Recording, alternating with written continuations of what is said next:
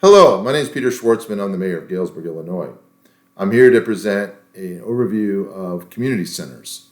And we are engaged in a community center project in our city, and I thought it would be useful to share with you and those that live in Galesburg and outside of Galesburg some of the things that I think we need to be thinking about when we look to make our community center the best it can be. Just a view of some of the community centers, at least on the outside, some of the architectural designs used to represent them, all shapes and sizes, of course. But it's not just what community centers look like on the outside that matters. It matters what happens inside them. And that's the amenities and the operations. And here's just an idea of a variety of different types of activities that one can find in community centers around the country. What is a community center and what is its purpose? In Galesburg, we've had a variety of community centers in the past, and they had different purposes. And I think that's part of the confusion for us in preparing for our next community center, because people are remembering the ones that we had before. And neither one of them probably did full justice to what a community center could be. Community center means a building and its related facilities used for educational, social, cultural, or recreational activities, which is operated by a nonprofit entity. What's its purpose? Community centers are incredibly important for a healthy, vibrant community. These community or wellness centers provide opportunities for residents to be active and to interact with other residents. They are common ground areas that are focused on inclusivity while fostering a culture of health and well-being in the communities they serve. So this is just one example of a definition and a description of potential purpose.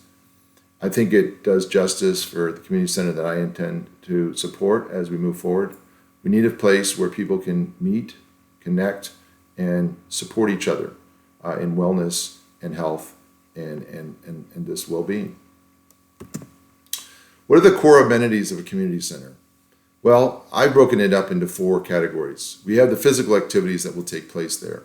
That can involve a gymnasium for basketball or other activities, track, perhaps a walking track, indoor or outdoor, a dance studio for other types of physical activities. A fitness center is possible, where it might have other types of physical activity that can strengthen one's muscles and mental stamina and such. And then a child play area, a place for young children to come and play, just while parents maybe are doing some of the other things that one might find in a community center. Then you have the recreational areas, and those might be a fun room for pool and ping pong, maybe an e-gaming room. I saw one of those up in the Oak Park area. Event space is very common. We had event spaces in our previous community centers for things like weddings and showers. And then we've heard a lot about the need for a quiet space, just a quiet, safe space where people can go and relax and maybe socialize, but maybe just sit and enjoy a book, or perhaps something on the screen that will be for the community. A community center also is a great place for learning. So that could be literal job training. We know there's a lot of need for job training in our area. It could be a maker space. This is where people can learn to do things with their hands, and in fact teach others things that they may know. It could be a music studio where people actually practice music or record music. It could be an auditorium where people listen to speakers, performances of some sort, or it could be literally a garden, indoor or outdoor, that could serve to teach about horticulture and could serve as a tree nursery. And lastly, services. There's a concept called one-stop shop. Apparently our community understands what that means, but it's an information hub. It's also a place maybe for people to go to get essentials that they need to live in our world.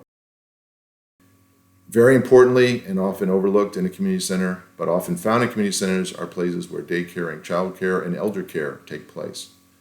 It's a centralized location for such activity. There hopefully will be a kitchen in a community center that can serve meals or provide classes in cooking and so on. And it also is often a place where other nonprofits in the community that provide services can be housed, so that they're part of the one-stop shop, but they're also part of a centralized and a collaborative effort so all services can, or most services can be provided without, an efficient manner. Why am I talking about a community center today?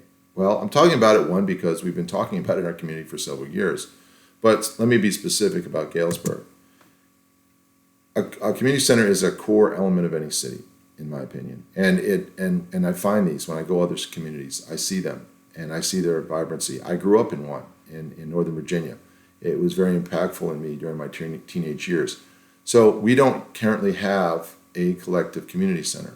And we did have 2, and now we have 0. The 2 that we lost in recent years, one was burned down and not replaced, and the other one was sold to a local business owner. At that time, there was a promise to open up a new community center, but it's been nearly a decade, and that has not happened. And then, honestly, looking at where we stand in 2023, looking at coming out of COVID, and realizing there's such a need for community engagement among our youth and our seniors in particular, and where better to do that but in a community center environment. How much should a community center spend on its community center? I mean, this is a very hot topic. How much can we spend? We don't have unlimited resources, so what's an actual number? I'm actually not going to provide that number at this time because there's a lot of variables. As we think about how much we can spend or should spend, we have to think about, one, the building of the center itself, and that's a one-time cost, but it is probably the most expensive part of it. You have to build it for them to come, right? And so that one-time cost could be a build out, a full new building, or it could be a renovation of an existing building. But just because you build a building and you have it ready for operation, what's going to happen in there? That's going to be the recurring costs that one has to consider. And you have to think about that ahead of time so that you can do so, that you have the resources to support such a building that once it's built and open.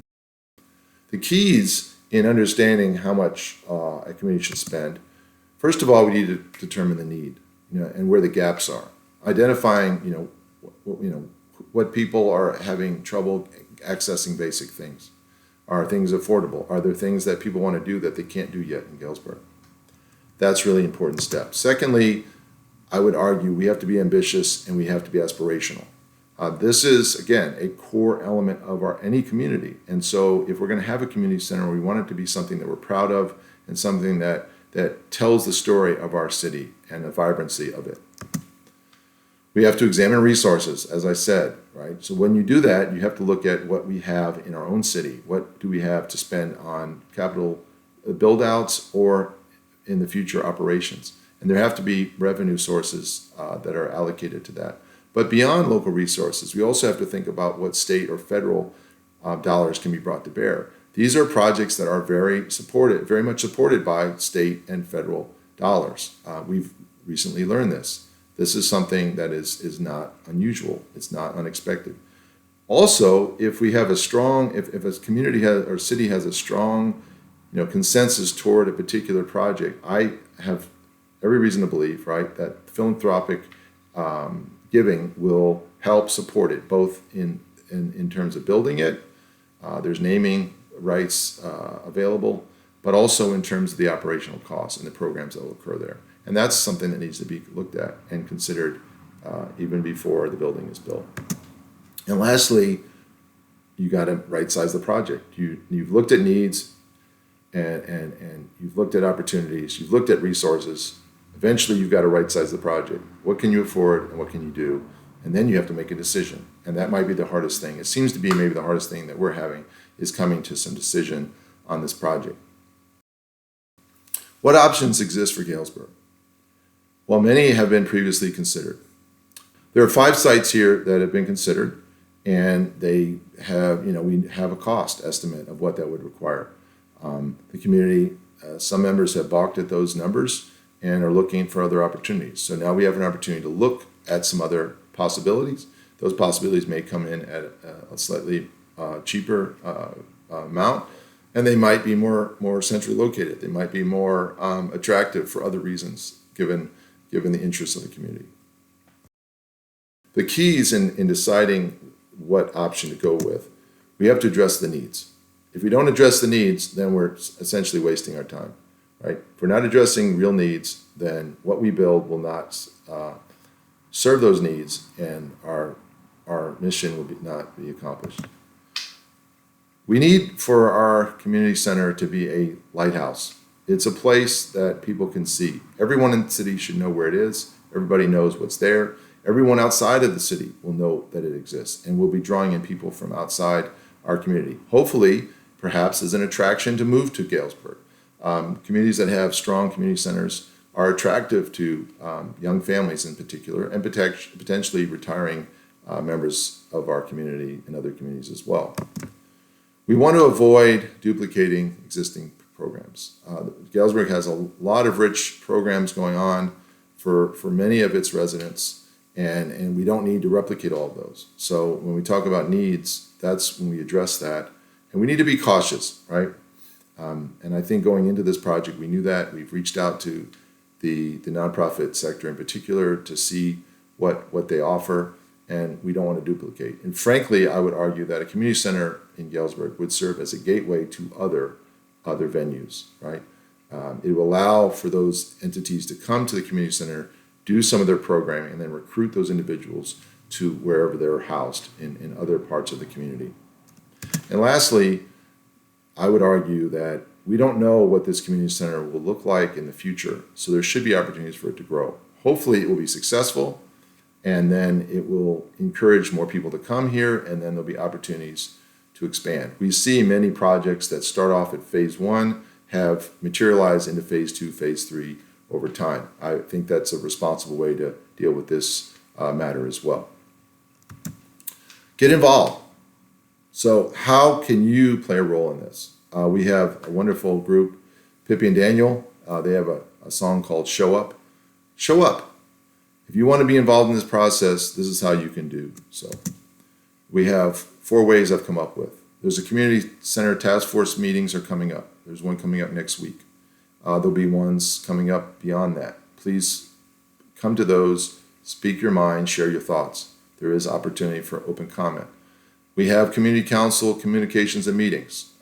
The city council ultimately is going to vote, the 7 members, on which direction they're going to take, and they need to hear from the community. So communicating with them in some form or fashion is really important. There's a lot of social media going up about this topic. Please share your ideas. Try to remain open-minded. Please don't, try to refrain from personal attacks. This is something that will be good for all of us, and so let's make it that. Lastly, I created a webpage that I encourage you to visit. It's a community asset that has lots of information, has videos of community centers so people can get a sense of what they look like. It has all the reports that we've done in the city to provide information about, the community center project. So I welcome everyone to use that site. If anyone comes up with new ideas, suggestions for that site, please share them with me. I'm more than happy to add to my webpage. So that's it. I hope to see you soon at Galesburg's Community Center, and let's keep a positive outlook on this. Let's work hard, and the fruits of our labor will be at the end of that effort. Thank you. Good night.